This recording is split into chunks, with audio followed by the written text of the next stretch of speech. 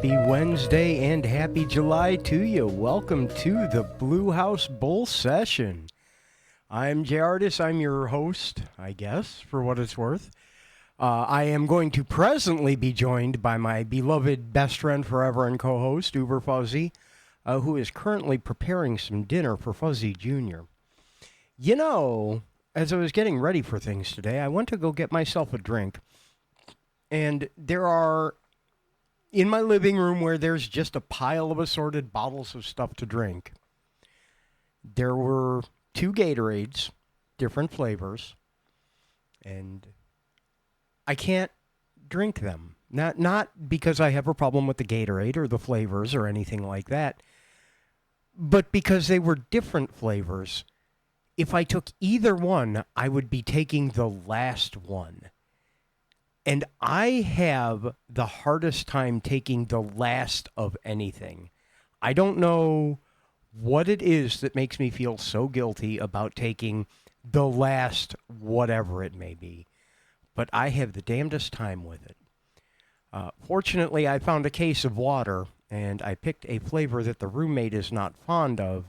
So out of this variety pack, I don't feel quite so bad drinking the grape water. But man, I don't know what it is.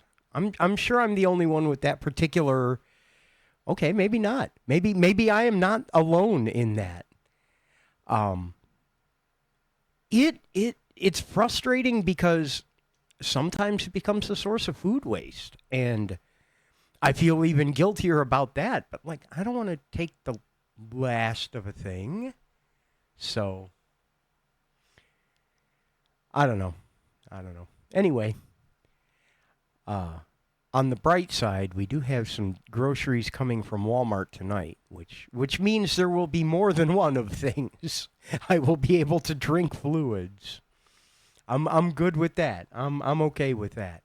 What is going on over here? Okay, I know what's going on over there. Twitch has added some new functionality to the stream together bit, where it will automatically adjust your quality and settings for you.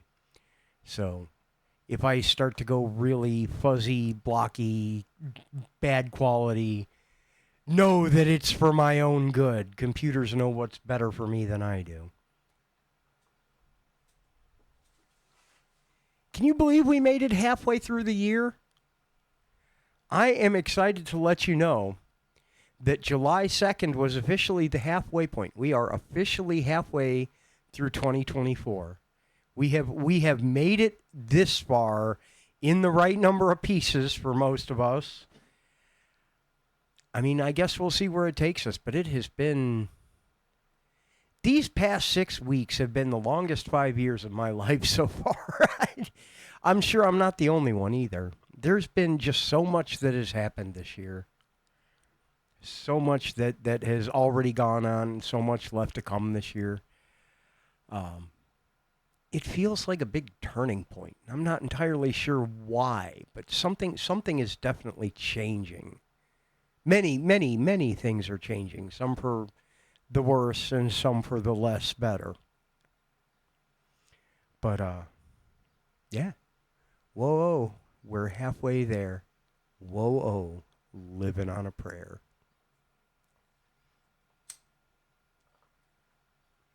Anybody been watching GDQ?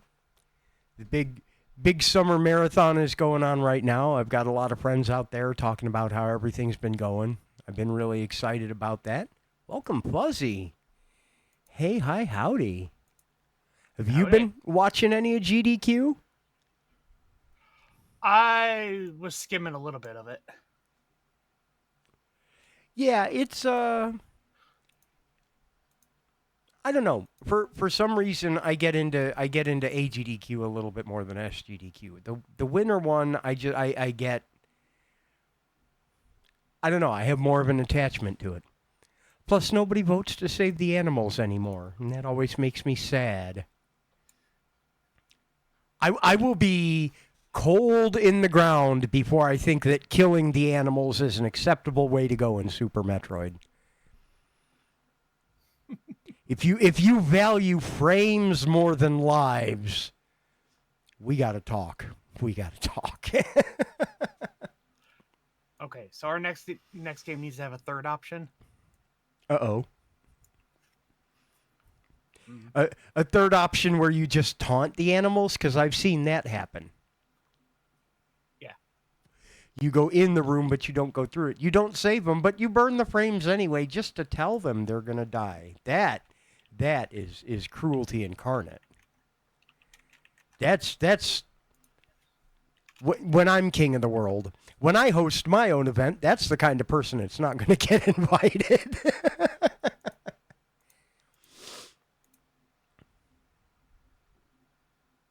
If you could do, if we had the resources for our own charity speedrunning event, if we stood one of these up ourselves and based it around a theme, what would we want to do as our theme, as our gimmick, as our series? What's the linchpin to our thon?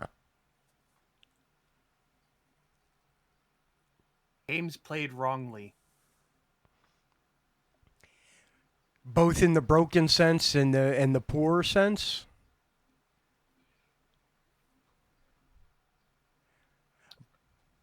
Balatro, but you're only allowed to play 21 because blackjack instead of poker? Yeah, something, speedrunning an MMO solo. How fast can you... Doing... Yeah. Yeah. How fast can you get through a little to the left by picking the let it be option for every level? Just leave everything a horrid mess. How fast can you get those clicks out of the way, though? Because there is an achievement for that. Why did I never think about... That never occurred to me. There is an achievement for that, for hitting let it be for like some number of levels in a fresh game. Maybe all of them. I don't remember. Yeah. Did you go pick... I know you told me about it. Did you go pick up the new DLC yet? No. I am so tempted. I am so tempted.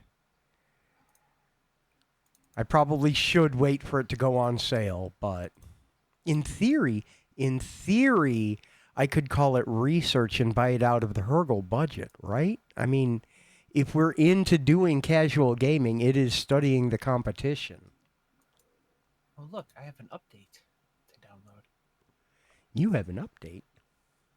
You do have an update. You may not know it yet, but you have a big update. You are going to tell us a little bit about Dawn Trail today.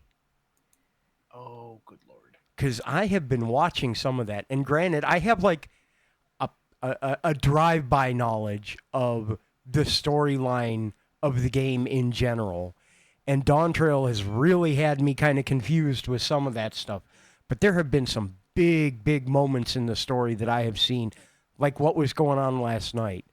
I'll tag the section spoilers if you haven't played through. No, I'll be spoiler free. Tell us about the Dawn Trail experience so far. Well, first of all, from a technical sense, it's actually gone very well. They did do a early access launch if you pre-ordered the game. Not like if you pre-ordered the collector edition, just if you paid for the game knowing you were going to play the game before the game came out. Like basically every MMO player is going to do. Right. If you're continuing to play this game, you're going to play the new stuff. You might as well just buy it as soon as you can and then forget about it. You know, there's no reason to wait till launch day. So everybody started last Thursday, including me, and I did an unplanned 24-hour stream because it was one of those days where I don't know what's wrong with me, man. Sometimes I get in the right mood and I forget that sleep is an option. No, I feel it. I just keep going. But it wasn't crazy. The servers were down for 2 days, so everybody was offline. Everybody was chomping to get back in. The queues were as expected. Not too long. Yeah. At 5 a.m. on a Thursday, the regular crowd shovels in. 20 minutes? Like my queue length was like in 2,000 or 3,000. Well, that's not bad. But my server is always there's always a login queue. There's always a few hundred because there's just mine's a legacy world, so there's a lot of people on it. Um, but also because of this, they temporarily turned off not world visiting because you don't have to move to another server. You can just parallel dimension go to another server. They turned that off and kicked everybody to their home worlds. So everybody that didn't want to be on my server that normally spends time everywhere else was suddenly all here. All servers are congested right now. All of them. Yeah. But later in the day it was fine. They broke one. Okay, so the biggest thing is there was a major graphical overhaul that came with this. It wasn't just here's some new content. New lighting, new texture engine, um just tweaks all over the place. It all looks amazing. I kind of fangirled out in the middle of one of the scenes doing something like, I know this is not being conveyed because limitations of encoding and Twitch, and it's like you can't see, if Twitch caps out at 60 FPS, if I'm playing 120, you can't see it. Yeah. You can't smell this through radio. Yeah. Yeah. Yeah. But it looks I went back and watched my VOD. It looks different. Yeah. I was seeing something entirely different than what you guys were. So I have amazing. no doubts of that. Because the story is great and it's new. That's the thing, is the last expansion, Endwalker, was the end of their major story arc that they had sort of been building for 10 years. And the resolution of stuff that started when the game came out 10 years ago. So everything that's happening now is like a clean break. New world, new stuff, whole new continent, whole new people that were lost, sort of. And it's all crazy and amazing and new, and yeah. I'm into that. Yeah. Would you say, and this is not me asking a leading question, this is a genuine question here, that this is a good time to get into the game if you are not already playing?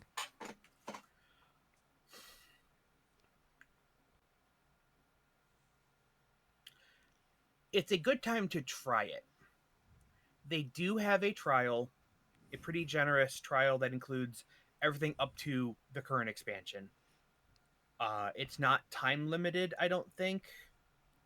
Like, your trial ends when you get to whatever marker that is. Yeah. You're limited, like you can't trade on the market board, so you can't like create a million accounts to like flood a market or anything and stuff like that. But you can get in there and really experience the game and how things work and play and all different mechanics and it's worth trying. It may not be. I'll tell you this. It is an MMO. It's a very veteran MMO. And all the systems in it are very polished because they've got 10 years of work put into them. Yeah. However, though, that means that's 10 years of ruts. That this is how the community likes things, and they are hesitant to change anything beyond that. In addition, and I am saying this in...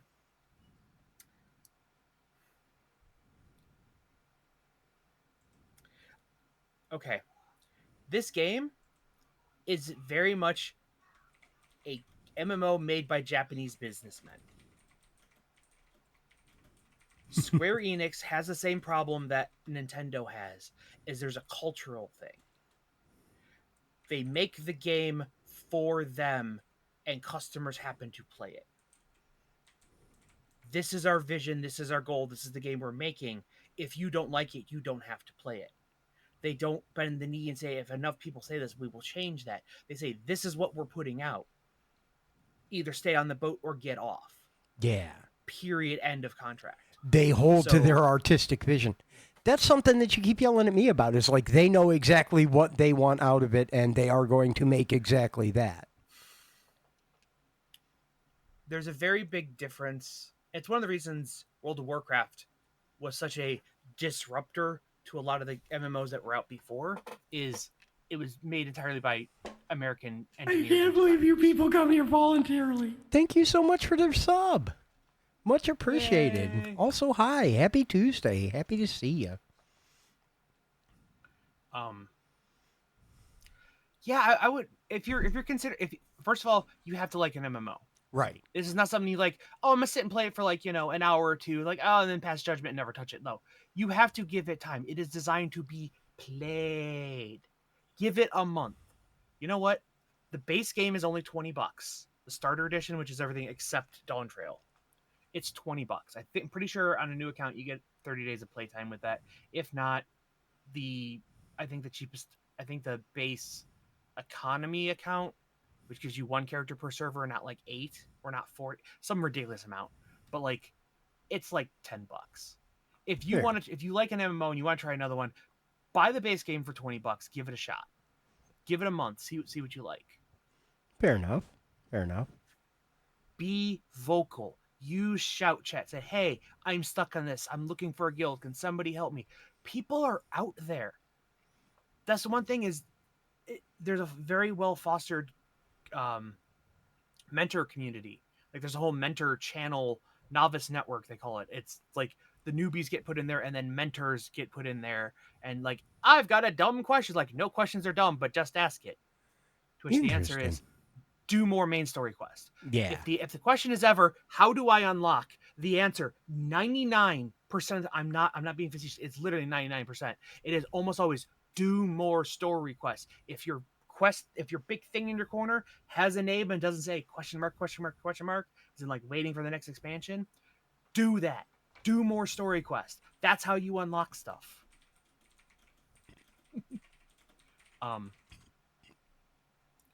But it is also very solo friendly. They have a lot of mechanics. Good. They have a trust system, which is the term that they pulled out of 11, which is NPCs that you can like level and take in there. And like, you are a tank. You are a generic no name or maybe a named character. We don't sometimes, but like I am. They're not always the actual game classes. Like sometimes you'll take some of the named NPCs instead of being like warrior paladin, it'll say like defender, and they've got a mishmash of different things, and they're not beholden to using actual real skills. But you can do that, or there's a lot of solo content out in the world if you don't like doing dungeons, or there's a lot. I've leveled many classes all the way to level cap, not interacting. This is a social based game. You're meant to play with other people. I don't like playing healers. All my healers are at level cap. I soloed all of my healers to cap. Wow. Out of spite of not wanting to heal other players. Wow. Okay, that is impressive. I'm not gonna lie. There's a lot of mechanics to get large chunks of experience without interacting with other people. Yeah. Yeah. But yeah, it's I like it. It's pretty fun. I've played EverQuest for a little while. I heavily played EverQuest 2, so much to the point that I got a job because of it, and an admin of the wiki, which I think I still technically hold that position, or at least in Meredith. I played 11.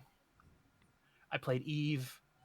I played 14 for the last 12 years now. Yeah. So I've got some MMO experience. Hell, you played City with us for a while. Okay. I was the base mom. Yes, you 100% were base mom, and I loved that. I got dragged out on missions because of the sidekick. You could bring me up even though I was low level, and I did stuff. I was the base mom, and I was the crafter. Yeah. That's the other thing about 14.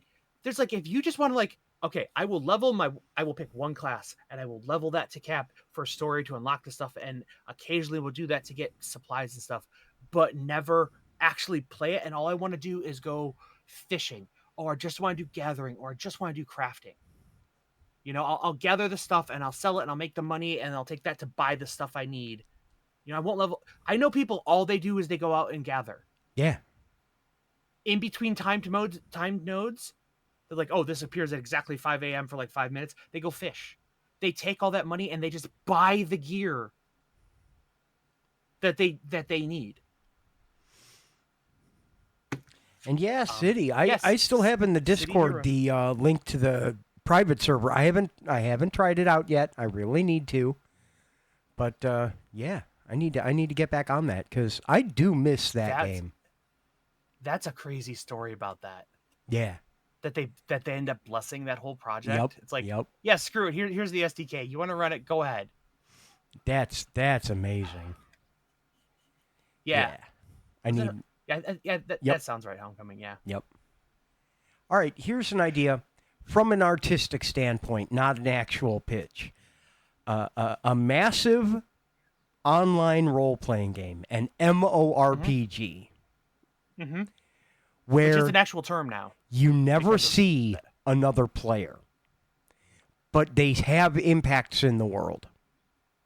No Man's Sky. Yes. Yes, exactly. But fantasy. So No Man's Sky. No, that's space. That's different. That's sci-fi. Oh no. What is it called? Light No Fire. Whatever. It's basically what their new one is. It's gonna be fantasy No Man's Sky. Oh well, in that I'm case, yeah, they beat me to it. yeah. I don't know. I just The like the thing. idea of a big procedurally generated fantasy world where like the story mode is progressive and everything as you get further out in your diaspora of players, but you never encounter another player. You only see that someone's been through there if you go there. So the more I think about it, yes, No Man's Sky. Um. I I think it's Ashes of Creation. It's coming out. It's in like extensive testing right now.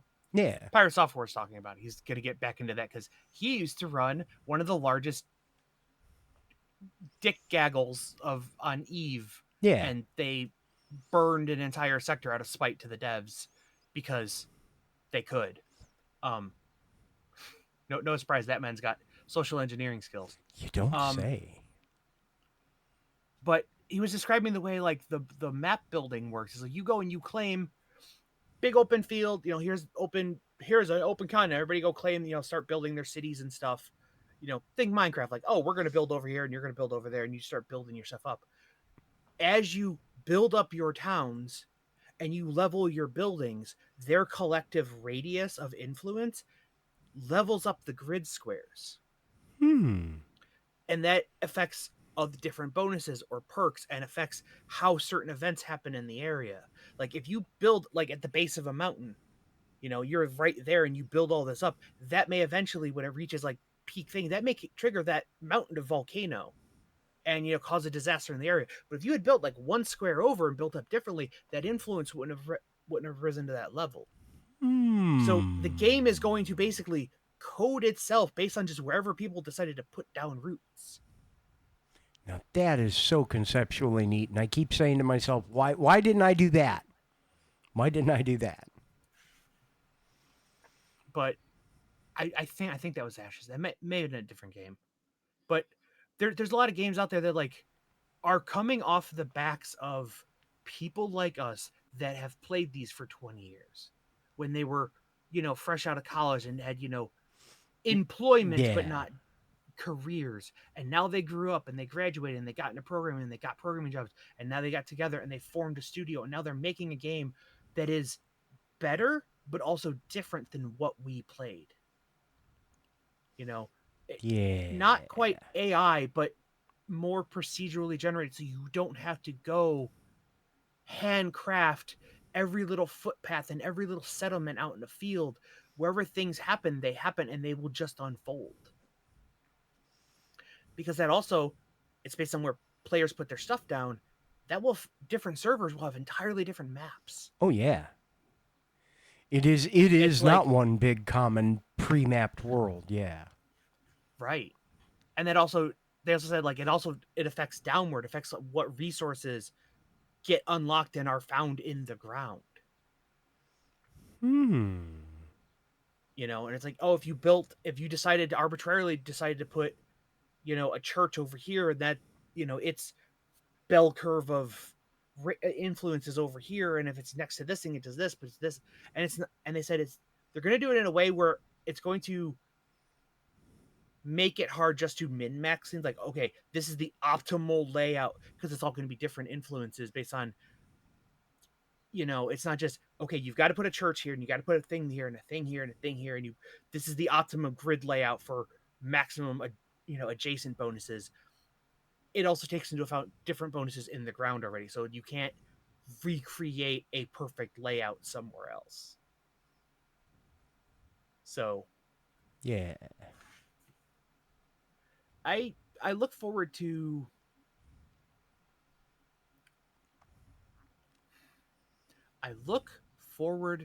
the future of where gaming is going from here, because we're in such a golden period for so long, and that kind of was fading for a little bit, and all the acquisitions and mergers and closing of studios, and like all the whole crazy life cycle of Bungie, and that whole Yeah. mess, That was, and which is still ongoing. But we're gonna see the next wave of stuff, especially as technology got better. You know, we've got these crazy video cards now that can do all the crazy speculative lighting. Or instead of doing ray tracing, which nobody really will care about in a lot of games, it's great when the game's artistic. It's not when you're running through a hallway at Mach 10 to get to, you know, point B before the terrorists win. Nobody's going to yeah. care how reflective speculative lighting that dust looks on that box. Yeah. It gets to be overkill when it cannot be appreciated because of the game mechanic. What you're going to see is people are going to have these cards for when they do want those things. What do you do with those when your game isn't graphically engine heavy? Make more game. You number crunch on it. Exactly. You make more game on it. Right. You can have your game running effectively, your local AI sim for your world on your video card. Instead of rendering frames, it's rendering data objects.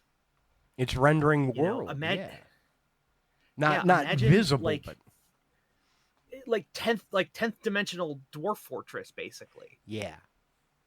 I mean, they were able to do that on minimal ass hardware for a long time. Imagine if you had the just sheer amount of CUDA cores alone in any 30 series, or hell, even the 40 series. It's like, how much computing is in that thing that's not being used?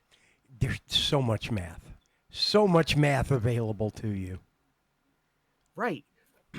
We are hitting a period where they can't make the games any more pretty. Yeah. Monitors are capping out. There's a certain limit of how fast you can push silicon to generate and then transmit and draw the frames at you. Well, not only that, but like 120 hertz is past the resolution of the human eye already. And it's somewhere between 90 and 120 depending on people, but it's If you're running 120, you don't need 150. That's what I'm saying. Unless you're a cat. Oh, yeah. Cats have a really high perception rate, so when they are looking at 60 frames per second video, which looks smooth to us, to them it's just a whole lot of still pictures right in a row. It takes a lot more than 60 frames per second for a cat to recognize it as natural motion. Mm-hmm. Not that it stops them from trying to slap screens around, but... Well, no, they figured out what that... Have you ever seen the videos about motion amplification? Yes. They take all the subpixel data, and it's like, you can see the thing vibrating where it's not. Yeah. It's because it's sampling at like a 100th of a second or something, and it's like amplifying it. They think that's what cats' vision is like, which is why they stare at that piece of fuzz on the ceiling, because it's not a piece of fuzz going this. It's like a thing to them, radically moving. Yeah. I didn't know that. That is neat. I'm going to have to look more into that. Also, hi, welcome, Aunt BJ. We love you.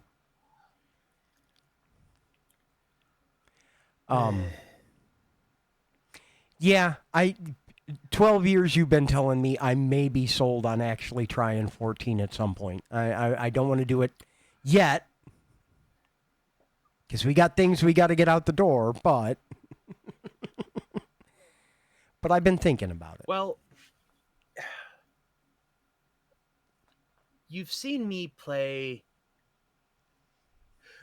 I was doing a replay of Tears of the Kingdom recently, Yeah. and you've seen me like get ADD distracted with that. Like, okay, I've got to go over here. I've got to go talk to this person for the next thing in the quest. And like, oh, look, a Korok there. Oh, a shiny thing there. Oh, a shrine over there. Let me just do that along the way. And it's 6 hours later, I was like, what was I doing? Like, oh, I was trying to go unlock the next dungeon. You know, Yeah. that's the amount of content that is in most modern MMOs. Unless they're like fresh off the boat and like they just haven't written it. This is 10 years of stuff added on top of each other. There is so much to do, it's overwhelming, but they've got a really good path for new players. There's a whole Hall of the Smith or something that like it is baby's first MMO hand holding tutorial, Oh, good. and you get actual good gear out of it and some bonuses you can't get anywhere else by doing the tutorial. Good. I need a good tutorial. Let me tell you what happens in games where the tutorial is not properly vetted. They were trying to get me into EverQuest 1. I played EQ2 with them for a while. It was fun. I loved it. They tried to get me into EverQuest 1 for a while because Jeff went back and forth. I drowned doing the tutorial mission, and it respawned me in a place where I could not find my way back into the tutorial. And they tell me it's been fixed by then, but I will just flat out admit that that very strongly colored me against MMOs for quite a while, because if I could not get through the how do I play this damn game part of the damn game, obviously I could not play the damn game.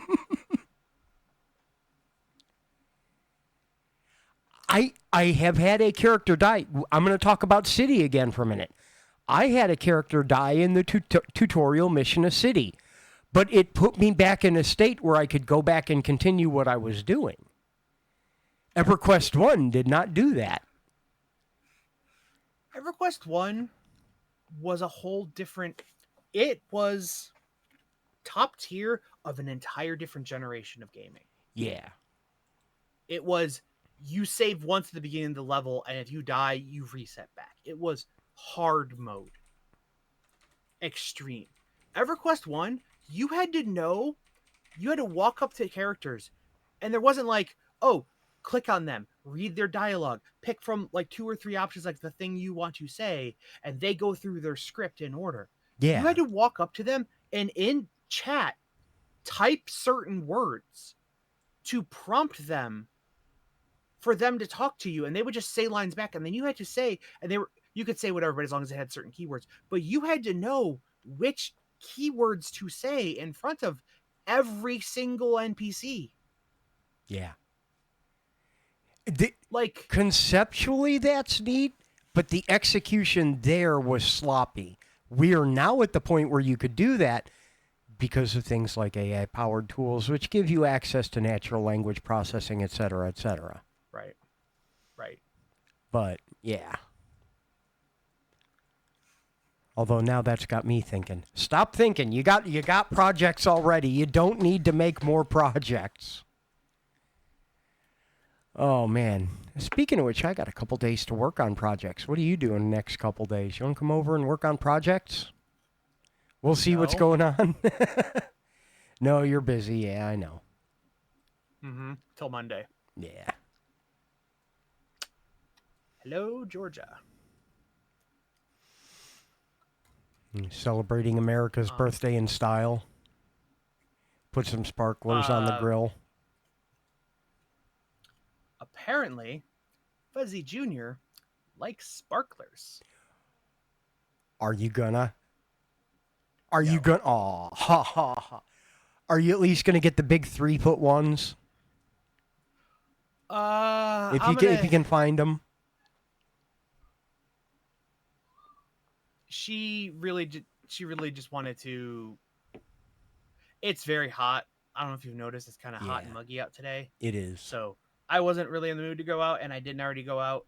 We might briefly go out to the store tomorrow and see if they have anything. I have a small box of them. Um,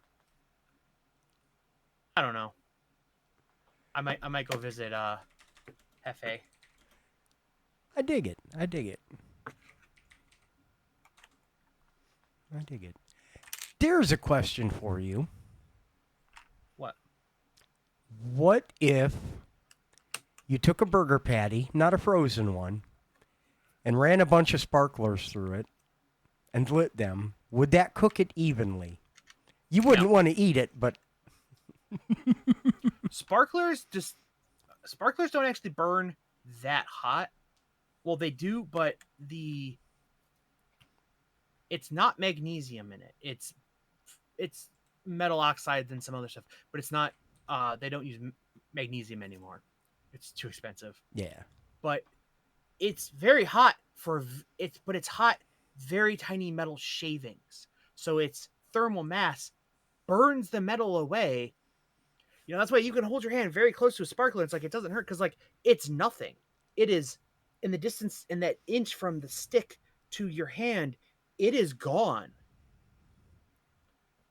True. You know, True. it the steel rod it's on stays hot because that's right where the reaction is happening, but the actual fire part is not that hot. If you have any sort of thermal heat sink on the steel rod, like that heat goes away. I still can't dismiss the idea entirely, and I'm not sure how to do this, but something in my brain just went sparkler dogs, and I don't know what to make of it. The ultimate lawsuit welcoming fair food right there.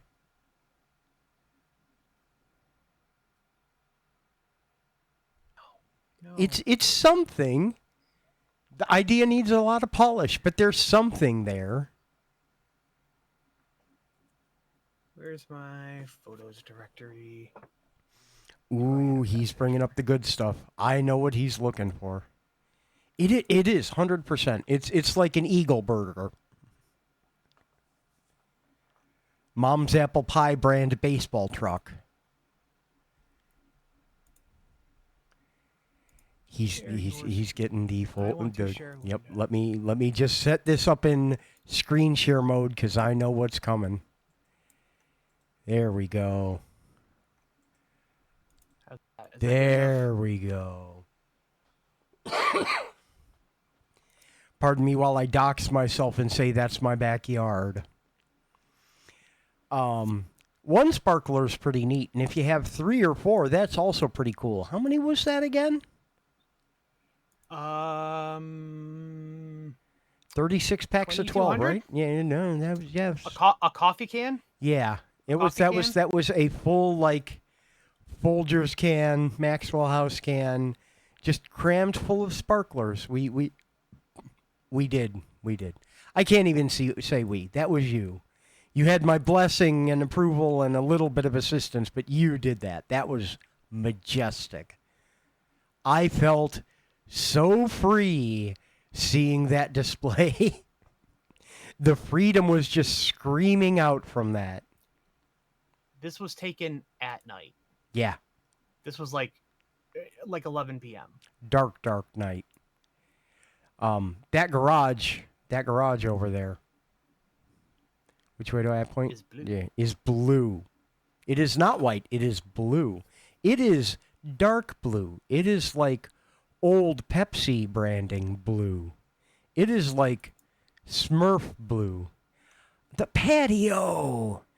When we poured all the concrete for the mushroom patio, man, good old days in the backyard. Oh, the memories there. Mixed and poured our own paving stones to make a Mario mushroom patio in the backyard. I wish that had survived a little bit better. Oh, man. Can you believe I used to go outside occasionally? And I didn't have anywhere near this much beard. Less beard, more hats. Yeah.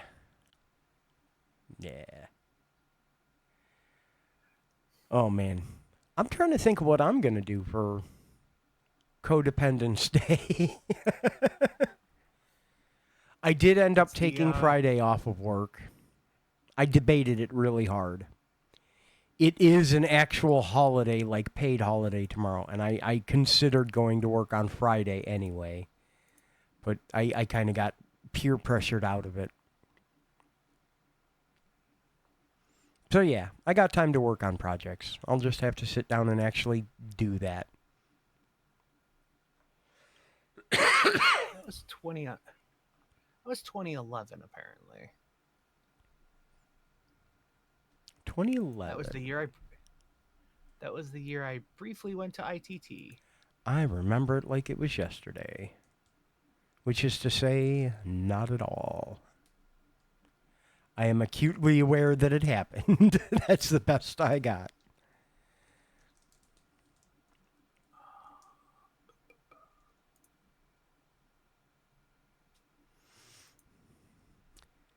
So I also... I don't know where those pictures are at. Also have been playing a lot of Potion Craft recently just because I won't stop talking about games. Because apparently Jacob doesn't want Cafe to ever get finished, so he bought me Potion Craft. And I see a lot of similarities in the vision, and I'm glad to know that my commitment to certain parts of the game, which might not make sense to other people, are kind of validated in seeing the very obvious way the developer has committed to certain parts artistically of Potion Craft, because they said, this is the game I want.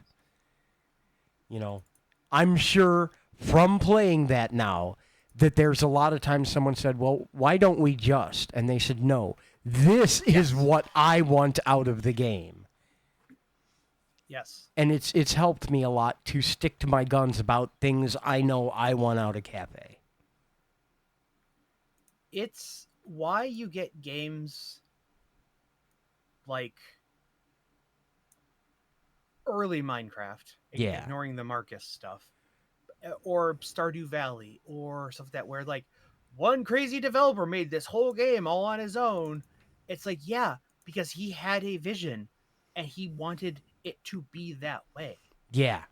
Yeah.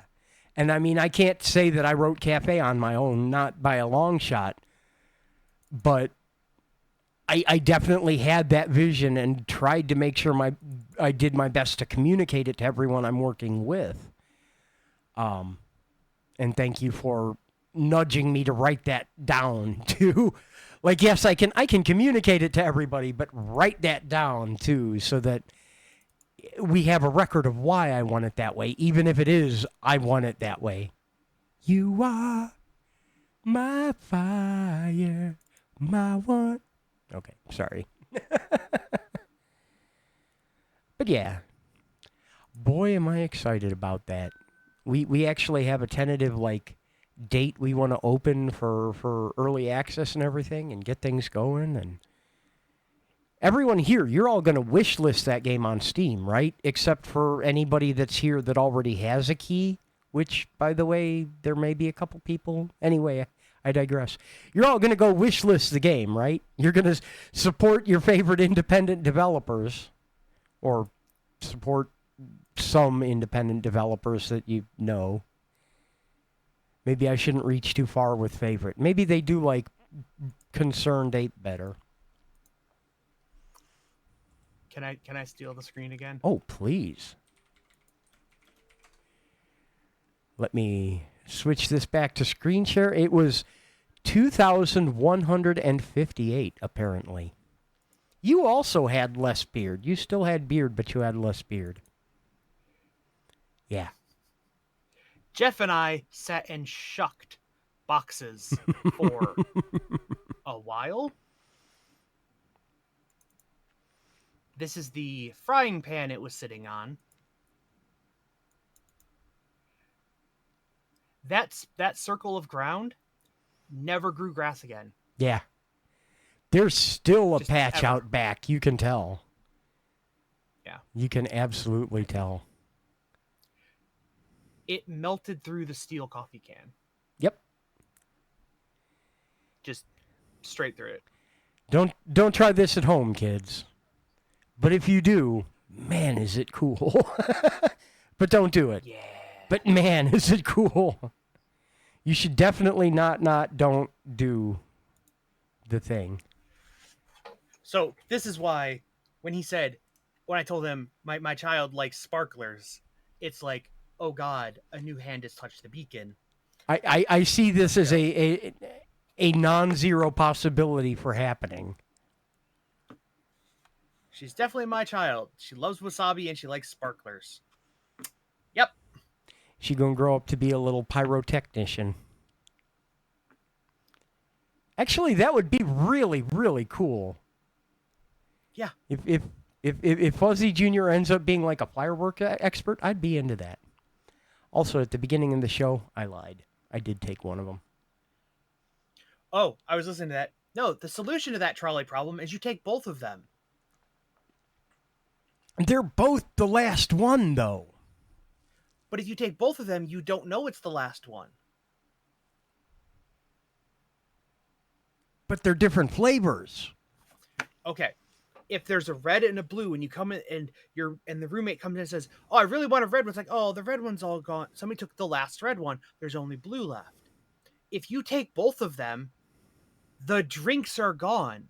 They don't know their preferred option. Somebody's taking the last one. Somebody's taking all of them. I've still taken the last of the drinks then, even if you treat them as a collective. Mathematically, by any measurement, okay, mathematically, somebody on the planet is the worst doctor. Yes. And somebody's got an appointment with him tomorrow. Yes. They may not know it, but somebody's got an appointment with him tomorrow. I understand what you're saying, and it's just a weird guilt about taking the last one in general. And I've been told explicitly to do that. I have been told point blank, do not ever let that stop you. If it is here, please drink it because I extend the same courtesy back, you know? There's a lot of cases I can see where you would not, out of a social thing, want to take the last one. Right. However, it is a consumable meant to be consumed. That is true. That is true.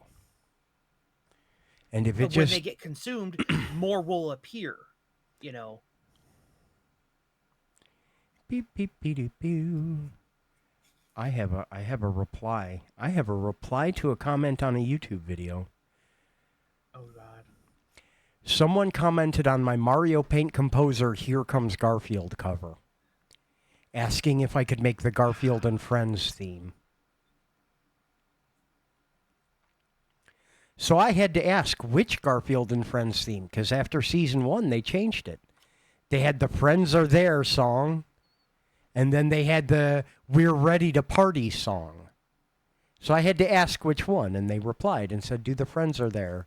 So it looks like I will be making Mario Paint Composer videos tonight of both of the Garfield and Friends themes. Why not? We'll just do it. I like when shows slowly, over the course of their time, make small, subtle additions to, like, their opening credit montage or their theme song or something. Like, to add new major characters or to remove ones that have left. Like, it stays representative of the show. You know? I also like when they just have the same consistent one, because then you know exactly how long it is, and you know exactly it is 4 skips to go to the next game. Yeah. Let me tell you, speaking of that, the BoJack Horseman intro sequence. I still haven't watched that. I am not sure if I should recommend it to you or not. It was fantastic. I loved it. It was very emotionally damaging. Yeah, BoJack. Isn't that basically just the Bob Saget story? Worse. Worse. Worse? Okay. Yeah. but it's extremely well done. You remember, at some point we were talking about like traumatizing movies you appreciate artistically, even if you don't enjoy them. It's like that, but you will enjoy it, but you will still leave it hurt. You will be hurting by the end of that show badly, but I do recommend it. But the intro sequence is one you never want to skip because it is, first of all, it changes based on things going on in the show. And second of all, it's useful to keep yourself in place with what's going on in the plot line. And the music's awesome. And the show's great. And there's so many wonderful lines. And it's got the best goddamn bottle episode of anything I have ever seen. Oh? There is an episode called Free Churro, mild spoilers. Over the course of the series, Bojack's mother dies. Okay. The episode Free Churro is not just a bottle episode, it's a monologue of him delivering his mother's eulogy. There is one character delivering a monologue for an entire episode, and it is the most riveting, gripping shit. For real. But the Free Churro episode is one of the best episodes of the series, and all it is Bojack talks for half an hour. It's There was one of the nerds will correct me. I think the episode is called Into the Pale Moonlight. It's an episode of Star Trek DS9 where Ben, best bald man ever, Cisco, is giving a personal log, and it's him talking to the camera, which is odd because they weren't ever video recording. Right. They were audio logs, but he's sitting there on a couch, like talking his log at the camera. This is straight his inner thought monologue thing about some stuff that happened, and he basically had to commit secret war crimes. It's like, needs of the many, screw over this one guy so we can win the war and stop dying. But it's essentially just him monologuing of his own personal thought train and stuff. And then at the very end, he's like, and in the end, it's not going to matter. Delete log. I don't want any of this on record. Yeah.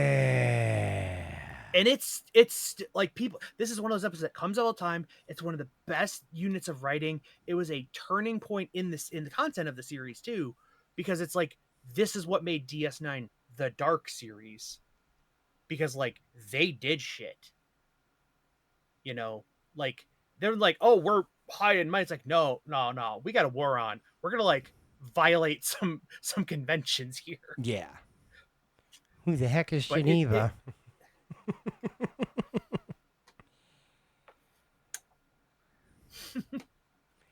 Man, oh man. But it's affect, like there were like a few flashbacks in it, but it was mostly just him talking at the camera, and it was internal talking. It wasn't him giving an interview talking to another. It was him talking to himself in his personal logs, but also just his own, cutaway, and you're talking to the audience, soliloquy type, pontification. But the depth that Avery Brooks poured into the character is just like, oh, it's not like, oh, he came up with a backstory. It's like, this well run deep. I feel it. I love stuff like that.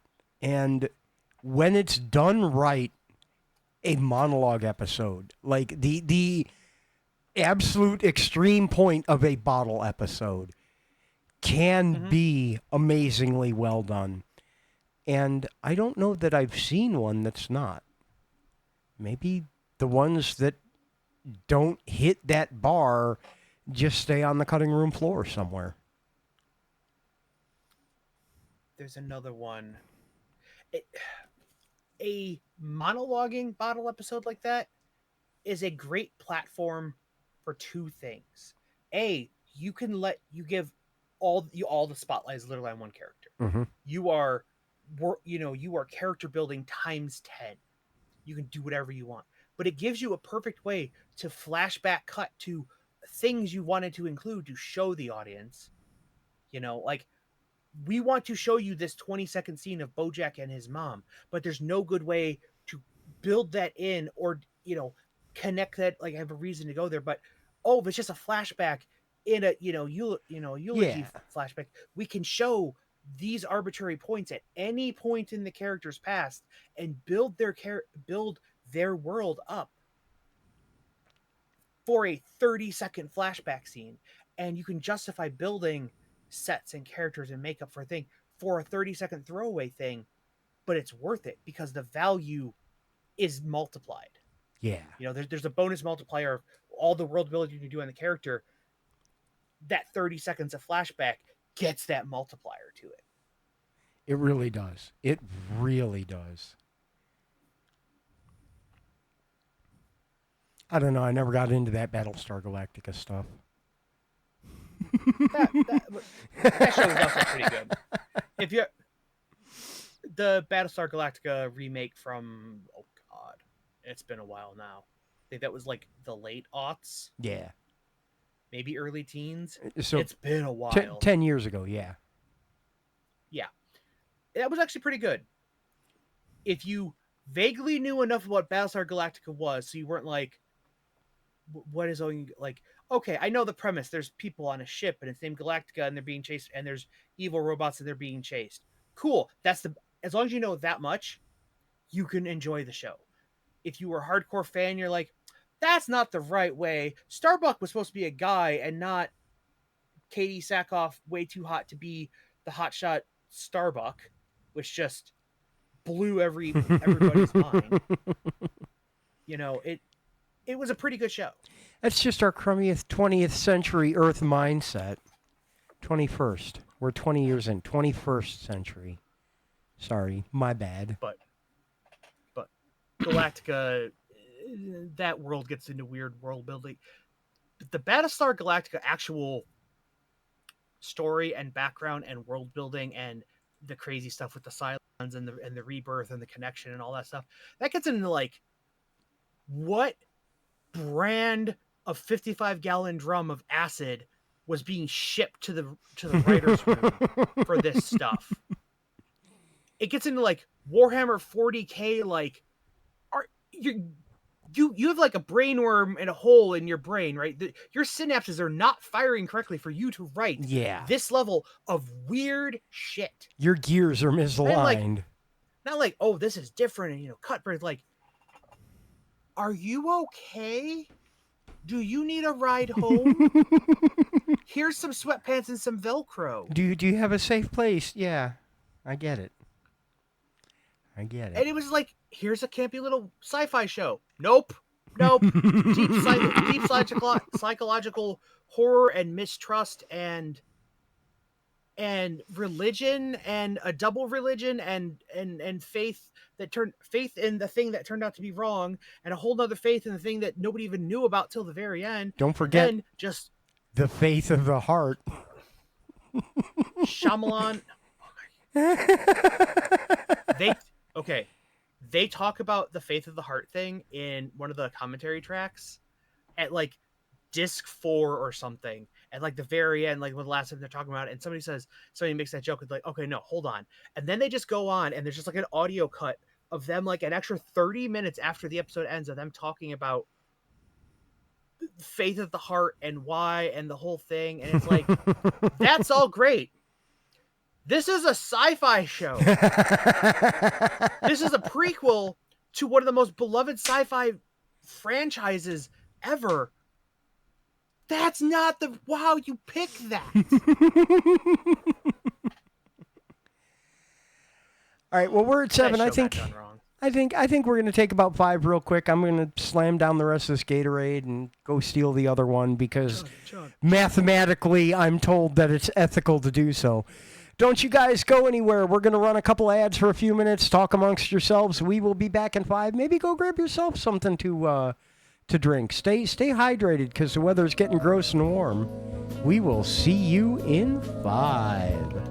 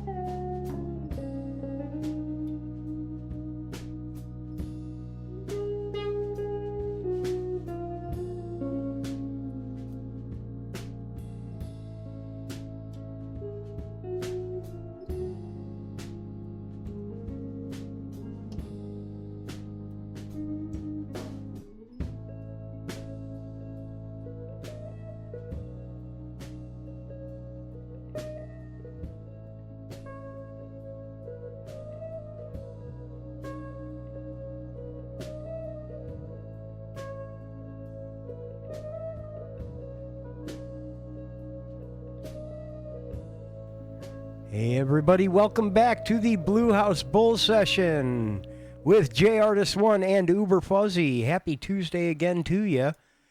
We were just talking about Star Trek, I guess, and Battlestar Galactica for a minute there. What else did we talk about? We talked about Potion Craft for a minute. We talked about Final Fantasy XIV. I talked about the fact that we're officially halfway through the year as of yesterday. And, I lost the battle with my internal ethics and just got a thing of water and put orange stuff in it. Those drops, the flavor additive squeezy containers, I don't know, they're really growing on me. Like, as a whole, the concept of the squeeze an arbitrary amount of flavor into an arbitrary amount of other liquid. I'm down for that. I'm trying all the varieties now, starting with all the sugar-free ones. I like them because sometimes I don't want Kool-Aid or I don't want Gatorade. I don't want opaque color. I want a hint of something. Water that has a flavor, not a flavored beverage. The way you get, like, do you want a slice of lemon in your glass of water because you want a tiny hint of flavoring to it? I will put, like, a very brief, food coloring dye amount of in a 3-cup glass because I just want that something that isn't water flavored. Yeah. I want LaCroix. I want an echo of a flavor. Okay, this is a good thing in my opinion. I want to specify this is not a complaint. This is what I expect out of the product. The Liquid Death iced teas are like that. They are not a punch you in the face tea flavor. It is water with some tea flavoring, and it is really good. And sometimes that is exactly what you want. Sometimes you want the Arizona, where you have to chew through the flavor, and sometimes you want a Liquid Death, where the water reminds you of tea, or reminds you of melon, or reminds you of mango. I like that very much. I do. I will never stop shilling for them. You bastards, you won. Your free samples made a convert out of me. You have gotten money out of my pocket, and I will never stop singing your praises, you sons of bitches. Every time you open your mouth and you talk about that is cost per, influence per dollar, whatever measurement, one of the cheapest forms of advertising they can buy. Oh, absolutely. Why they will give away product it's as effective as putting up a billboard on the side of a road. Yeah, and I got a real big mouth and like 4 fans. So their message is getting out to the same people over and over every week. But it's the same principle that, like, pyramid schemes work, is all that one donation turns you into a convert. You talk about somebody else. All it takes is one of your friends. Now there's 2. Now that's 100% increase in ears it can reach. Now if that person, it can spread. And all it takes is what the cost of, I don't know, what's the case, $20 maybe? About that. A little bit less. okay, so you drop, $100, you send 5 cases to some event or something. Yeah. Unu, we spent $100 on advertising. I don't know if I'm allowed to talk about the deal we got, but I'm going to go ahead and risk it. just, just stop talking there. Stop talking, Jiggy. Yeah, I know. No, I got to say it. Like, they made it very clear that this was not for advertisement. If it happened to be there, all well and good. They just wanted to support the event. But, like, this wasn't you have to mention our name every 30 seconds like some people demand. Yeah. And that's why companies do that. That's why you see like their names on things. It's like, all right.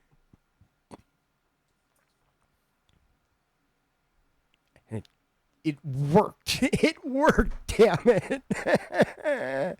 Because now I want a dead billionaire. Wah. I drank all my slaughterberry tea. Wah. Which is a drink. For the purposes as a joke and a drink. Yes. We will specify. It used to have a different name that they're not allowed to use because of the lawsuit. And I'm curious about the details of the lawsuit, but I'm going to go research that later and then come back next week and be like, I'm going to monologue for half an hour about iced tea. I very easily get down those rabbit holes. Yeah. Like, I wonder about something that I know something about, but like, I don't know about this other thing. I've never figured out why. And then we were just talking about game mechanics, you and I. And you were talking about like land and where you put things and boosting the neighboring squares.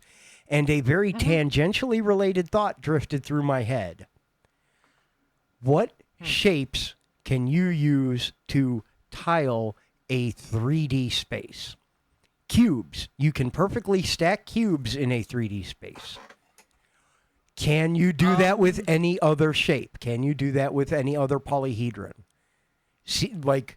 Seamlessly tile a space with a polyhedron. A regular polyhedron or like an actual divine? Can it be convex in any way? I'm not sure because the reason that thought was kicked off is what if not ground, what if space? You do a thing and it affects neighboring things in space. So by default, I want to go with regular polyhedron. But as long as it is a convex shape that you can tile, I could go look it up on Wikipedia. It's there. I know this is a solved problem. The 3D version of a cross, of a plus, but just like a 3 on the axis.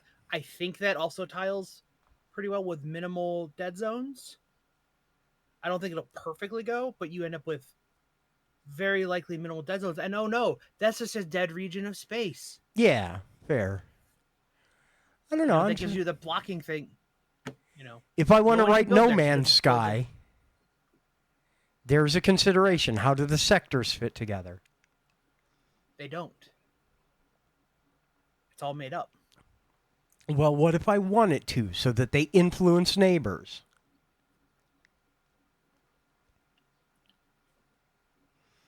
Well, then everything's a cube for the sake of simplicity. Then that's Eve. Yeah. Because they did that. Yeah. Yeah. I guess it is, isn't it? There are no new ideas. There are new mechanics and new implementations, but there are no new ideas. Was I ahead of the curve by everything I create just being two things stapled together? Also, who pushes in a staple with their thumb? What gesture is this? What am I doing?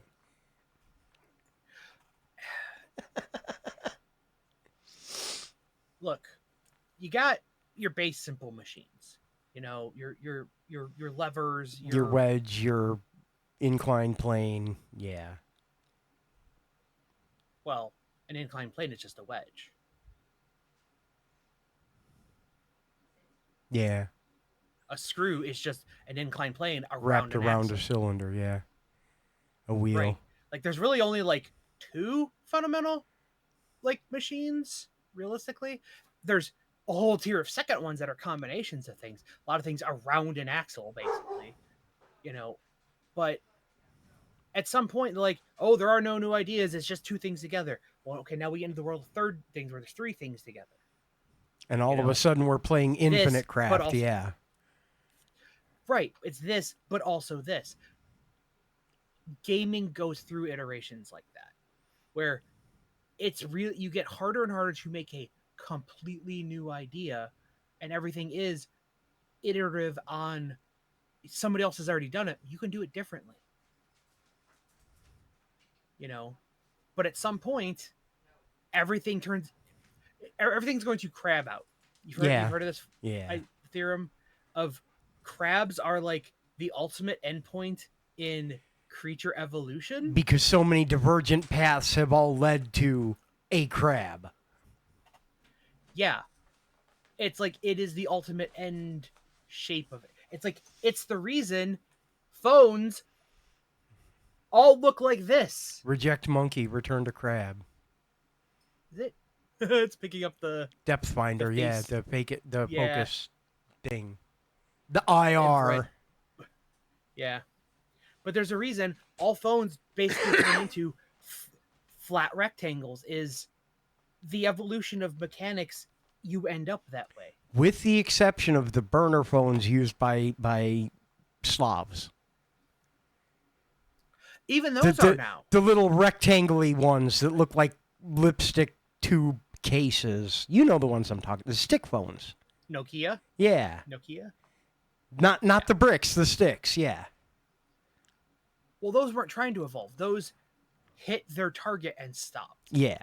But over the normal iteration, this happens in MMOs all the time.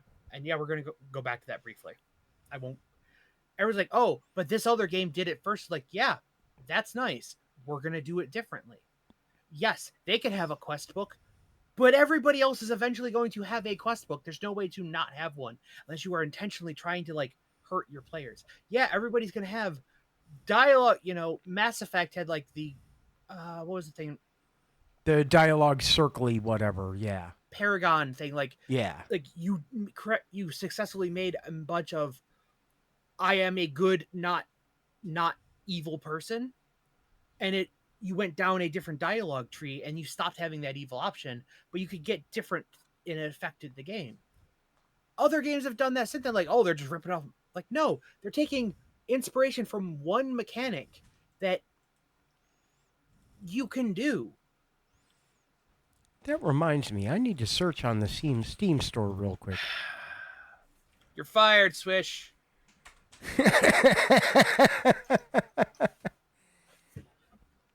What systems was Dante's Inferno released for? Oh, God, yeah. I want to play that game again, and I don't know what to get it on. PS3, Xbox 360, I guess I'm out of luck. There were so many. When they finally shut down the 360 emulation thing in the Xbox, we were like, we're going to have the 360 games. And it literally, all it did was booted to the 360 dashboard because they were booting a 360 emulator. Yeah. That's how those worked, is they just booted a 360 on your Xbox. When they shut down the Xbox 360 servers, so many hundreds of great games just got lost into the ether. Yeah. That were never ported or never remastered, or the companies went bankrupt, so they weren't even around to do that, or to re-release it on, you know, whatever new marketplace, you know, oh, we found the old code, we're gonna stick a different wrapper, and it's like, it's the old port, we literally didn't change anything, we just got it to run on the new platform. They're not even around to do that, but like, they're just gone. Yeah. There's computer games, you're like, there's DOSBox, there's other things you can get. I can go back and find and pull a CD out of a box from a game from 2001, and with enough prying, I can get it to run on this Windows 11 computer. Yeah. 25 years later. That doesn't exist for consoles. And even digging out the console that it plays on, there's so many live services connected to it. A lot of times, like they don't boot or they can't authenticate to you, so they won't unlock your license locally. Like all the little digital games, not like a disc game it'll play because you physically have it, but like they started having problems where certain games, depending how they were built, would not run because they could not talk to the Xbox Live backend to like go get your achievements or your friends online, and it would just break. Man. Speaking of which, They're this just again is tangentially related to that, but I have something I want to tell you specifically. I'm over it. oh I would not mind putting a game on a console someday again, but I am over it. I am not like, I need to buy an Xbone specifically to put a game on there. I think go I on. have dealt with that emotion. What happened? We're putting this one on Steam. That's most of it, honestly. I don't know. It just kind of clicked in my head. It's like, A, you've already done this, and B, what's the last console I bought? And I'm not counting the Switch I bought from you. Desi and I got a Switch. We did. I will count that. And before that, it would be the PS3. But realistically, how often do you ever even play that Switch? Exactly. You bought a Switch for Desi. I bought a Switch for us. But the situation you, in theory, was had different. access to it. I bought it for us. The situation was a little bit different. I did actually get games for me to play on it, and I did play them. Okay, here's the line in the sand. Did you have your own profile on it? Yes. Okay. Then it was for both of you. If you Yeah. occasionally would take her Switch under her name and play a game, that was not your Switch. No, we got a Switch for us, and we both made profiles immediately. Yes. Okay, that counts. But that's also the only console that we had. She had Xbone. I bought her an Xbone. I played a little bit of Overwatch under her profile on it. But she had an Xbox One. Hold on one second. Absolutely. Ziggy, don't show me this picture anymore. Okay, I've hidden this photo. It might take a few minutes to reflect on all your devices. Sorry. No There's no worries at button all. to do that. You can yell at it, but there's no button to do it. And there was a photo in the slideshow. I just don't want to look at it anymore. I absolutely understand. I, too, remember when I was going through my, JoJo Siwa phase.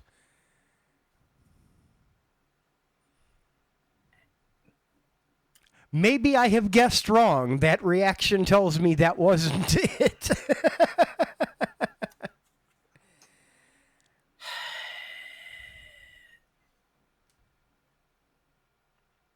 And that Disney curse, huh? I don't know. I'm proud of her. I am proud of her. I'm impressed with what she's been doing. PCs don't count as gaming consoles.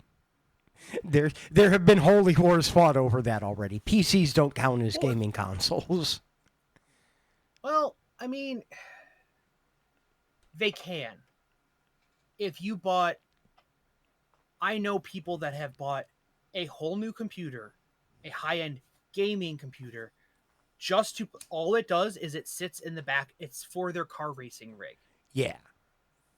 With their 3 big-ass monitors and their dedicated wheel. They built a separate computer. It literally boots, you turn the computer on, and it auto starts Forza or whatever game they're playing. Like it turns on and immediately starts that. That's all it does. At that point, it's a console. At that point, it's more an arcade machine than anything else. If it's dedicated to gaming, it's a console. If it's dedicated to a game, it's an arcade machine. Well, if you have like a little Pico or Raspberry or whatever other ones there are now, and you put it in an arcade cabinet, but it's booting a computer. Is that a computer? Or is that a console? Yes. I am a programmer. You asked me or. True. Would you consider that a console at that point? I would Arcade say machines are consoles. I would say I don't know what I would say. A lot of it is intended capability of the hardware. Not just capability, but intended capability. Designated use case. You could run Linux on a PS2, but it was intended to play video games. If this is a machine intended to play video games that is capable of being a full computer, by design, it is still a Okay. computer. But I've got your ultimate edge case, I before E problem here. How many people bought PlayStation 2s entirely to use them as a Blu-ray player? That's the only thing that they bought it for, that because it was the cheapest route to get a Blu-ray, because a PlayStation 2 was that is true. $500, I forgot about $600 at that. a time. Yeah. A Blu-ray player was $1,000. I forgot about It that. happened to also play video games. They're like, people that have lived in my house had an Xbox 360. You know what they used it for? Netflix. Yeah. It was the easiest way to hook up Netflix to their TV, because this was right before Fire Sticks or Chromecast or whatever. You did, and this is right. Fire Sticks existed, but they still kind of sucked. Chromecast was streaming from the phone, and smart TVs were still horrible and not as well supported. Yeah. So putting Netflix on an Xbox 360 was the easiest way to get Netflix into your HDMI holes. Sorry, it is very true, but that is the funniest phrasing of that I've ever heard, and I love it.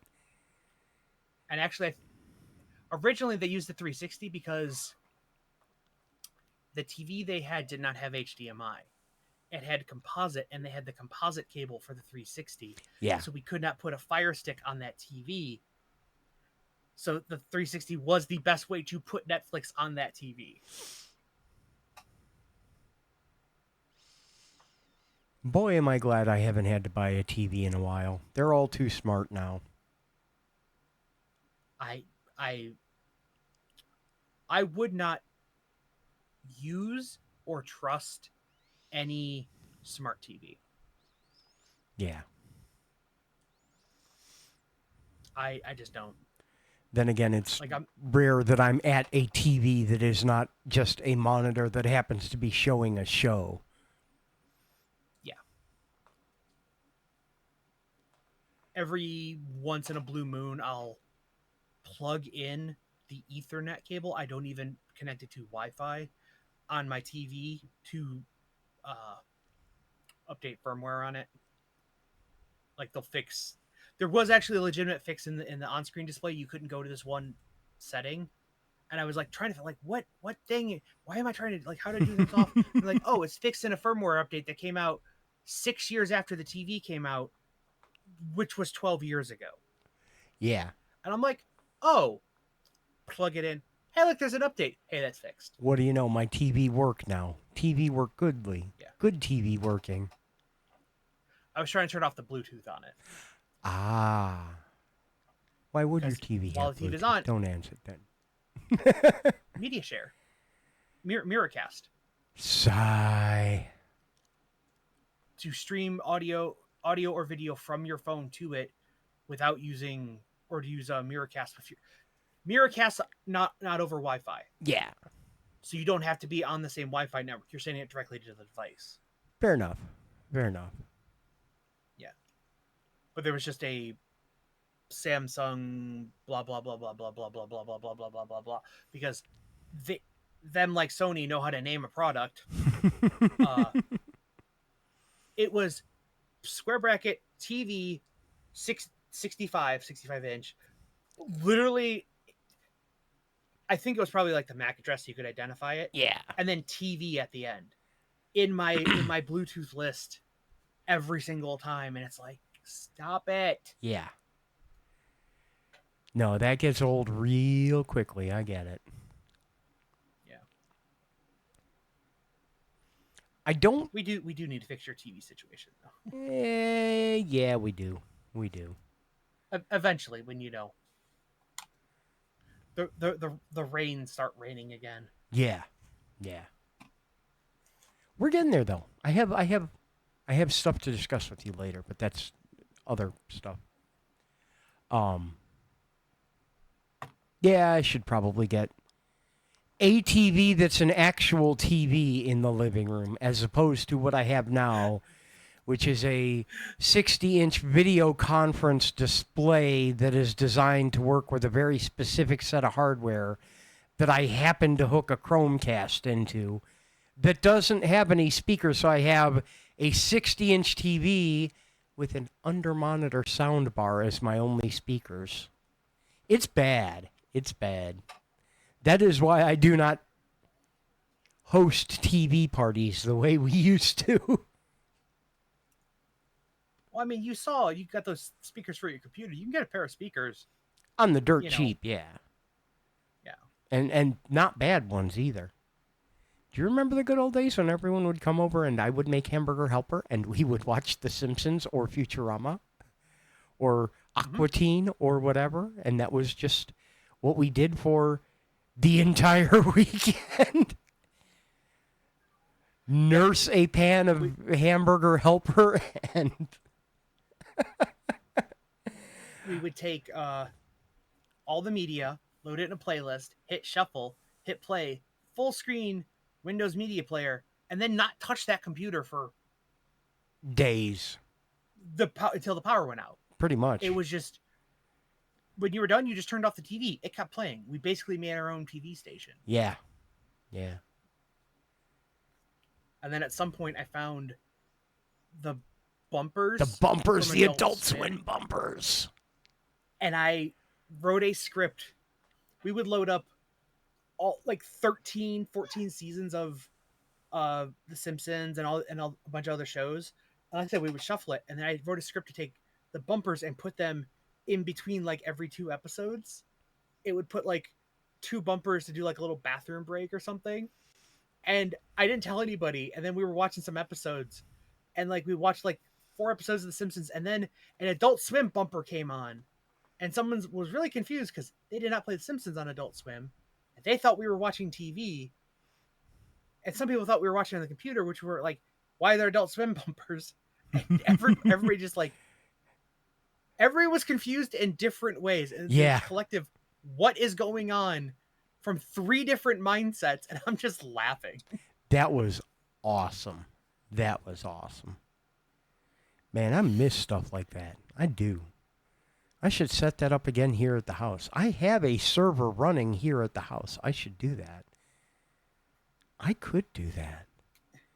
Maybe I'll make that one of my... Ever. All times and music are Eastern.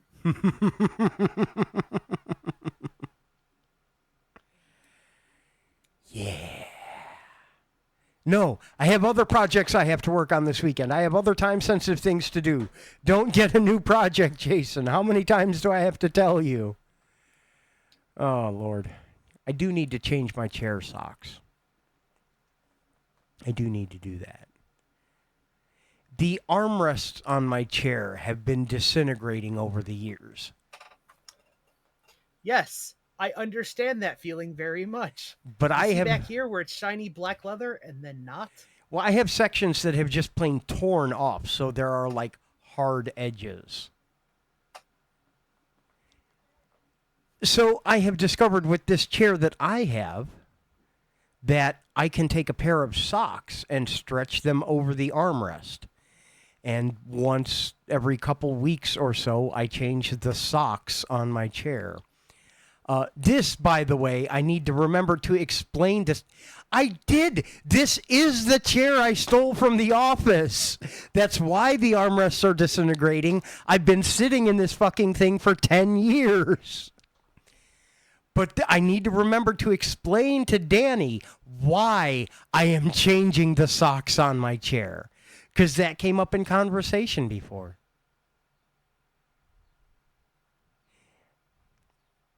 Steal a new one? I'd have to go into the office to steal a new one. They won't ship me one. I asked them if they would ship me one. They do have, where I work, they have a program, and it's a benefit of sorts. It's the weirdest thing. They have what they have taken to calling the lifestyle spending account, where they give you $250 a quarter that you can use at any point after the quarter is over toward not just office expensive, but like it's called a lifestyle spending account. You can spend it on equipment for your office or self-improvement classes, or they have a list of approved things you can use it on. And one of the things on there is office furniture. I could use my LSA to get a new chair. There's two problems with that, though. There's two problems with that, though. Why am I holding up? There's two problems with that, though. One is that it's a reimbursement. So I'd have to have the money up front to put in toward a new chair. And they'd give it back to me, but it's very rare that I have the money up front.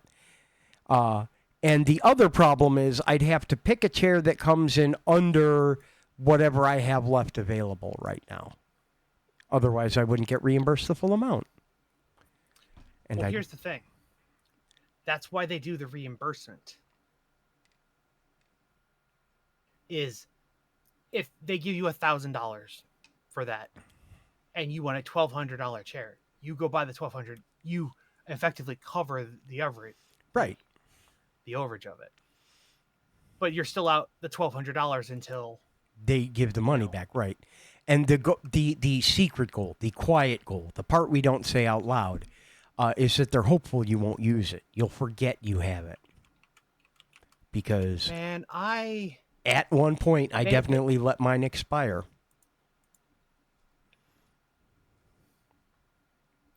They only did that like every other year. They gave alternate. It was like they realized if they gave it to everybody all at once, it would be costly. Yeah. So they did it every other year, and it was literally based on whether your employee ID number was even or odd. So it wasn't a perfect half and half, but generally, numerically speaking, yeah, not the whole company all at once. Yeah. But they gave I think it was like $1,000 for office improvements or something. Because it was originally like, yeah, you're all at home. Y'all got sucky chairs at home that aren't designed to be sat in for 8 hours a day. You know? Yeah, I'm thinking it may be time for an upgrade sometime soon here. I'm going to go see what's left in my LSA. Because one thing I'll say for the LSA that they do give us quarterly is you are allowed to use it on your internet service. And you are allowed to use it on home care stuff, like lawn service. They will reimburse you for that stuff. So I think first quarter I used on my internet bill. I have to see what I have available now. No, home repair like that is not eligible because I checked. I looked. Yeah, I know. I mean, you could easily sneak around that. You could find a thing that is on the approved list that you know somebody else needs. They'll let you spend the money on a chair. You don't currently need a chair, but you need an air conditioning. You say, hey, Fuzzy, do you need a chair? Go buy a chair, give me the receipt. When you get that money, you take that money and buy, like, you know, I give you that same amount. Yeah. Effectively wash it. You know, it's money laundering, basically. It's by getting the money without the thing. Please don't call it that because they'll fire me when they find out that we're going to do this. I need a new chair, but you don't need a chair, but you can only spend it on chairs. You buy me a chair, I'll buy you an air conditioning. We'll negotiate. Do you actually need a chair? No, this one's good enough. Okay. Believe it or not, I got this is like a really really nice like executive chair. It's like a Serta Yeah. padding. What like it's I got it for Christmas from my wife because I sit in my computer all day because I worked from home before it was cool. And I got a nice chair. Oh my god, this changed my health, my quality of Oh, life a no. lot. For real. It makes, until you experience it, you do not realize what a difference it makes. But when you do, you see that and you say, holy cow, how did I manage this before? Go to an Office Max if they still exist, and they have like the row of chairs. Go find the most expensive one they have. Go sit in that and just sit upright, not like something, but just like sit like just like lean back a little bit and like sit just for like 10 minutes, and you're like, oh, now I understand why this chair is this expensive. Yeah. And I used it 18 hours a day for the last 8 years. That's one of The those arms are things. Yeah. yeah. When you realize how much you use it, it makes a world of difference in how, yes, it may be expensive, but the worth of it is determined by how much you use it. You know? There's an adage of like, spend good money on a bed for something, something you spend a third of your life in. Yeah. Well, you know what? I don't spend I spend a third of my life in this chair and not in bed. Yeah. So yeah, You have, I think if I ever I can never downgrade. I can never not have an expensive chair that I'm going to sit in. I can sit in any other chair. It's not like coffee. I'm not like ruined permanently. right, But if right. it's a chair I'm going to be sitting in for a while, working or gaming, I have to have a good chair now. Yeah. No, I absolutely get that. And I also get chairs becoming cat scratching posts because believe me, this one is too. That's part of the reason I have to change the socks on it every week. But I got this chair. It did not come in. This is a terry Cover cloth thing, yeah. coverage because he also the same thing this did. It did up there. The the heat and the sweat Yeah. from the back of my head burned a hole in the pleather up here. Just from the heat of my You head just sitting you on just it. It wore through disintegrated it, yeah. an exact. A dome-sized patch. She's like, "Why is there a perfectly round hole in the back of your chair?" And I sat down and I went like this, and I'm like, "Oh, it is it's like the butt groove on a couch." Except your head But is the butt. You are a butt head. Yes. it won't show. This has got a bunch. It's got like a pillow padding up here. That's why I Yeah. like. You'll see me like on streams like lean back. It's basically got a pillow. Yeah, I think I might get a higher back chair. I think I might do that. Yes. I've been weighing the pros and cons of it. I don't know. I'm still thinking.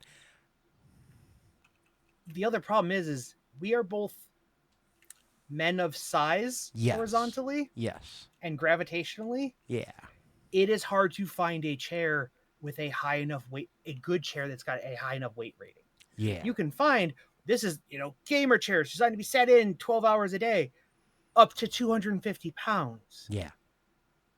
And I'm like, Well, that's good for fat them. people exist on the internet. Yeah. And you can get cheap chairs that support fat people. You can, but they are not comfortable. You know? It's one of those triangles. Pick two: fat, cheap, comfortable. The problem is not DX. the problem is that the not fat and DX comfortable Racer. don't exist. There's another company that makes bucket seat gamer type chairs Yeah. that are designed for big and tall. But the problem is they're like you have to go to one of their storerooms, and there's like 3 of them in the country, and 2 of them are in the same city where they were founded.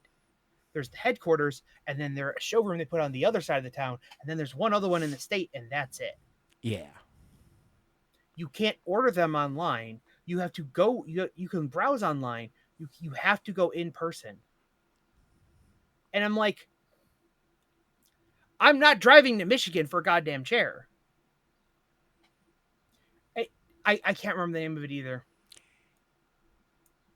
If just hypothetically, if you ever do want to do that, though, let me know, because I'm crazy enough that I would. So you wouldn't have to do it alone. And I'd be interested in checking them out if it's Michigan. Hell, Speepo, if you want to go with us, I'll come pick you up. I don't know how, but I'll find a way to come pick you up. We'll just all road trip out and get a chair. What are they called? Steelcase makes good chairs, too. Really? Yeah. Oh yeah. They do. They just came out with a Final Fantasy one. Some coming.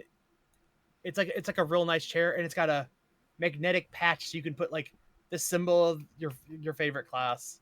Nice. And I'm like, that's so unnecessary. That is cool, but totally unnecessary. I've always secretly kind of wanted like a steel case think. I don't know. One day I will get myself an entirely too fancy chair. I will do it. I 100% will do it. But boy, are they pricey. Like, I know we just had the talk about it, but boy, are they pricey. Worth it, but pricey. But the Thinks are really nice chairs. $891. They're on sale right now. I can get one for less than $1,000, depending on what kind of upholstering I want on it. What's the most offensive purple I can get? Oh, their options suck for colors. Maybe not. I don't know. I should stop shopping for office chairs. I'm trying to do a podcast here. Yo, it's not an Aeron, but I do have a similar Herman Miller chair. I do. It's my other office chair that I switch between them. And do you know where I got that? Okay. Go to a hotel liquidator. Yeah. Hotel liquidators are an amazing source for office chairs. Mm-hmm. You might not think they are, but they really are. And there is a hotel liquidator very close to us that has amazing inventory of everything.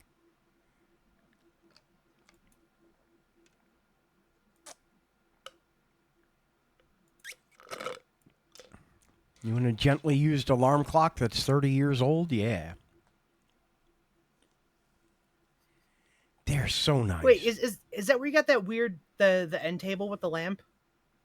No, the end table with the lamp came from Gary. Oh. Because that used to be Big Gary's. I was saying, is that something his dad made? Yeah, that was something Big Gary put together. Yeah, you know the hotel liquidator I'm talking about. When I say super close to me, you know the one. It's right over on the by the thing. Yeah, by the thing. Let me be nice and nice and vague there. It's down the way over that way. Yeah. Yeah. By the airport, but not exactly by the airport. You go to the airport, but you go the other way. Yeah, that place is amazing. I kind of want to go out there. Again. I miss that place. I used to go out there relatively regularly with Desi, just kind of looking, deciding what kind of stuff we wanted to have at the house. Yeah, I'm pretty sure you did. I'm actually very sure you did. Go prance through the aisles of furniture, yeah. Another place, if you're in Northeast Ohio-ish, if you're in Ohio or proximity to Ohio at all, it's worth going.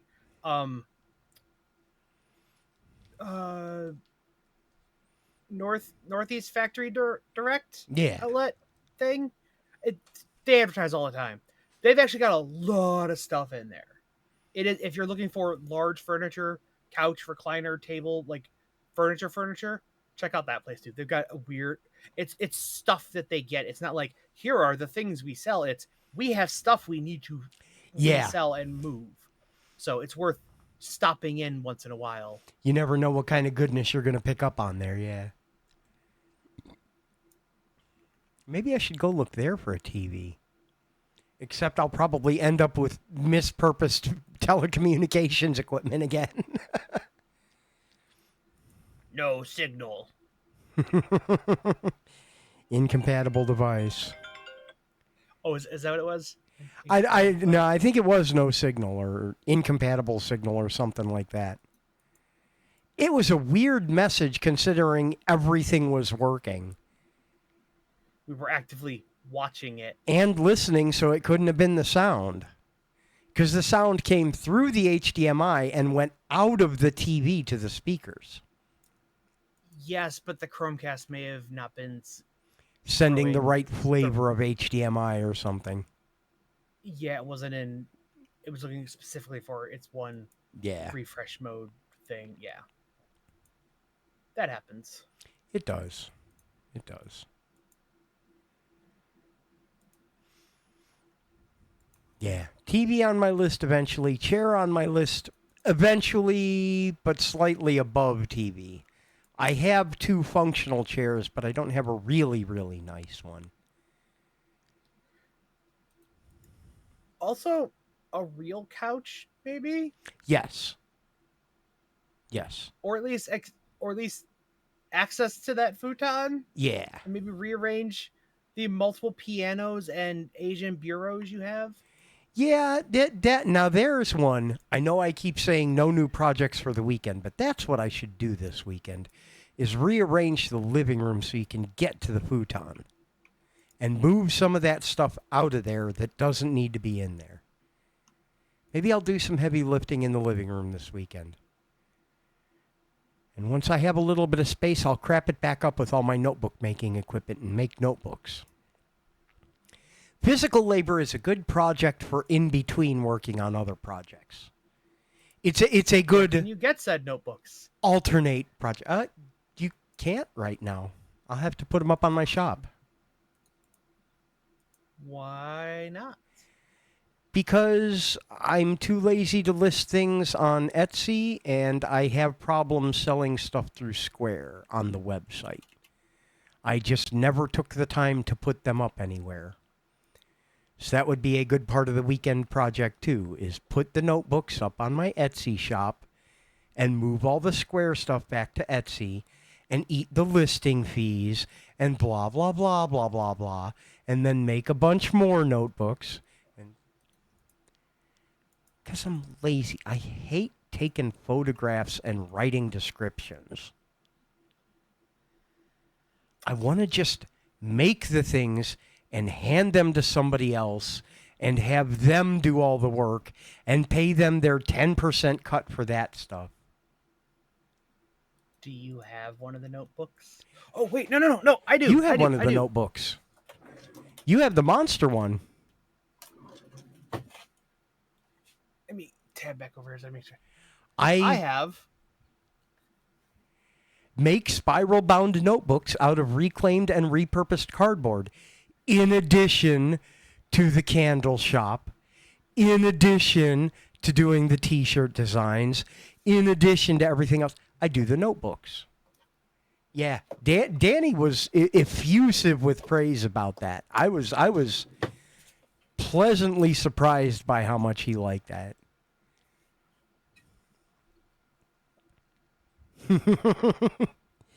He's got one of the Baja Blast candles.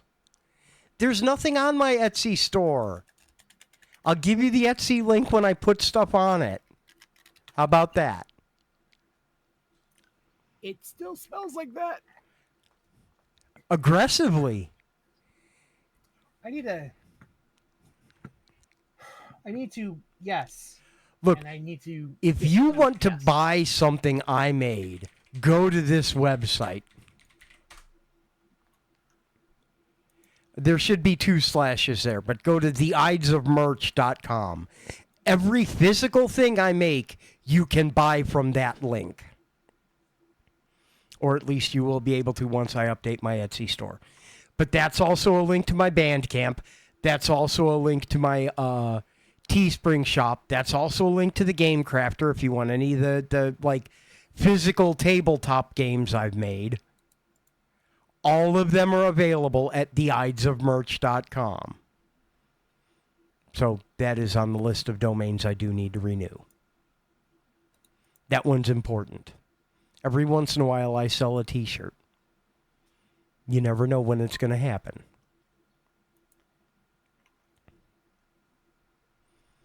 All right.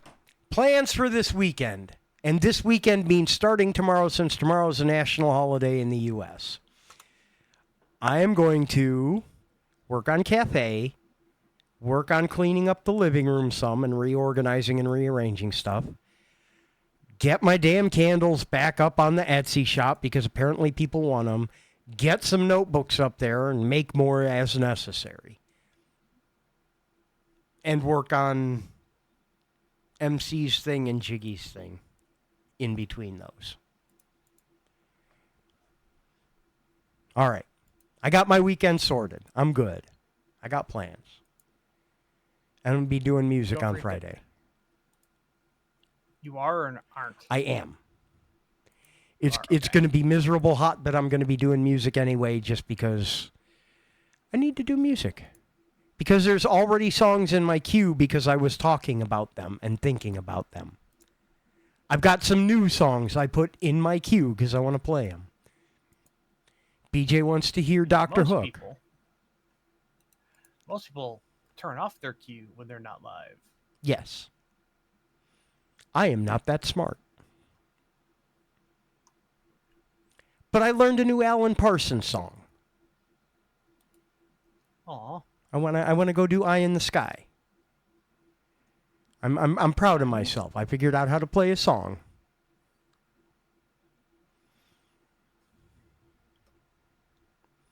You know, that's another thing on my secret list. I should put these on a public list. I should put this on a throne. I guess you guys are right.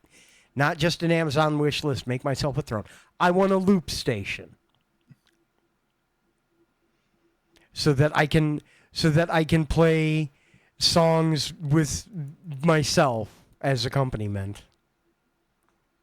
You want the obsessive collecting shirt? Yeah. There's some real winners on there if you keep scrolling and keep hitting load more. There's a couple of really good ones. And there's even more if you accidentally click on a different shop at the top under random. You'll find even more good stuff. Yeah. 'Tis true. 'Tis true. All right. Well, I think I'm about good to wrap it up for today. I got a whole weekend full of shit I need to get started, apparently. Any last words before we hang it up for the day? Always remember sunscreen. Yes. Do not forget your sunscreen. The weather sure is frightful, and not in the cold way. Partially for the joke, but partially also like the next couple of days are going to be warm and hot and sunny, and it's people go outside around this time of year. So seriously, wear sunscreen, people. Yeah. Well, thank you all for being here. Happy Tuesday to you. We will see you Friday, if nothing else. For everybody here in the States, happy 4th of July tomorrow. For everyone else, happy 4th of July anyway, even if you don't celebrate independence from the British on that day. Maybe your day's a different day, like the 1st. I'm just saying, our home and native land. True patriot love.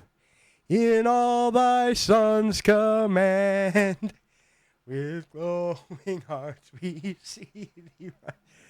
True north, proud and free. We'll catch you guys later. Have a good one.